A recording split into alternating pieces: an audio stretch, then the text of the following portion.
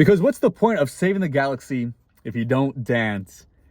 Hi everyone, welcome to my non-spoiler review of Guardians of the Galaxy Volume 3. This was a really fun one. Again, there are no spoilers here, so come stick around. Let's talk about the film before you go see it.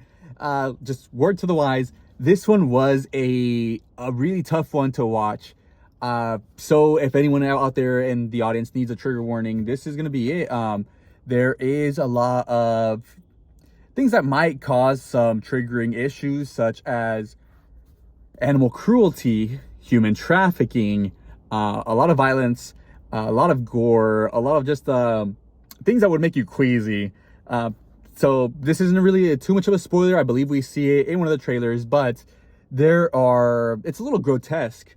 There are, not technology, but some sort of architecture that looks a little too human-ish. Like, it is very much bioformed. So it is, mechanisms are made out of organic tissue of some sort.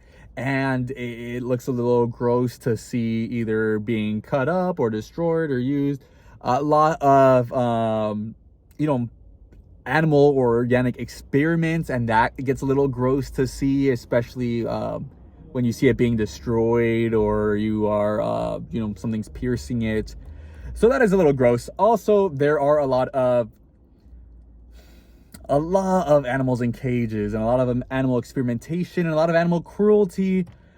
Essentially, if the scene from Toy Story, where all of, what was that evil kid's name? Sid? Were a lot of Sid's toys that he kind of just ripped apart, assembled back together incorrectly. If that scene was a little too much for you when watching Toy Story, or you just have PTSD from watching it, maybe this isn't the movie for you. Also, there was human trafficking as well. A lot of kids in cages, which is something we're seeing a little too much in Marvel movies. We saw it in Love and Thunder. We're seeing it now. I'm sure there were other movies recently, superhero movies. Oh, there's just too many trapped kids, and it's getting a little weird. So yes, if you need to stay away from those things, just know you have been warned. Maybe skip out on this one. It is a little grotesque. It is a little action heavy. But it is in the stylish way that James Gunn usually does things. Think Suicide Squad. And ultimately, it is a very fun movie. I think it was very fast-paced, but it was one of the few ones where I'm just like, I need a minute. They build the tension, but they build up the tension a little too much.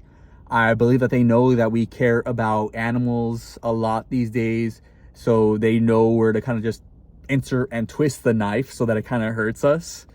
So that we really feel the emotional gut punch. But, as people raise the stakes, you typically need some sort of tension.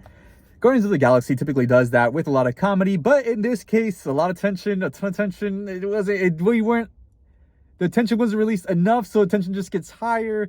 At some point, it does become a little much. But at the end, it is extremely cathartic. So there is a payoff. By the end of it, the payoff, especially at the very, very end, is enough to kind of dissipate a lot of the tension that you were feeling throughout. But oof, there's a lot of tension, so please be mindful of that. I know my little heart couldn't take a lot of it for a bit, but overall, it is a Marvel movie. You'll be fine. It's nothing crazy, nothing rated R or anything, although we did finally get our first uncensored F word.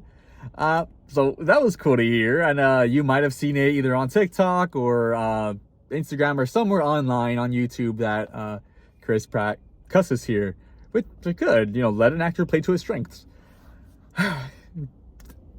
I think it was very fast-paced. I think we moved from plot to there are two parallel plots. We have the A plot, which is just some sort of rescue mission. I'll leave it at that. And we have the B plot, which is one of the main characters' backstory.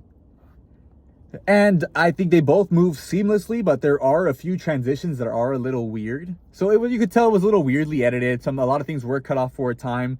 And you'll see oh, well, weren't they just fighting? How did we get to this stage in the fight already?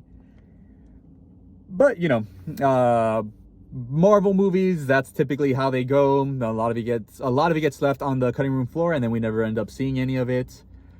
ultimately, I do want to say this is a really nice send-off for a lot of our characters, and very much needed. I think maybe if James Gunn is not returning anymore to the MCU, this is the proper send-off for a lot of these characters that we've known for years and come to love. And ultimately, it is an extremely funny movie. I found myself laughing a lot, a few laugh out loud moments, a lot of sniffles behind me. So I was towards the very front. I booked my tickets way too late. You know how it goes. I was towards the front, but all behind me, I could hear a lot of laughs, a lot of sniffles, a lot of crying moments, because, oof, it gets heart-wrenching, but in a good way.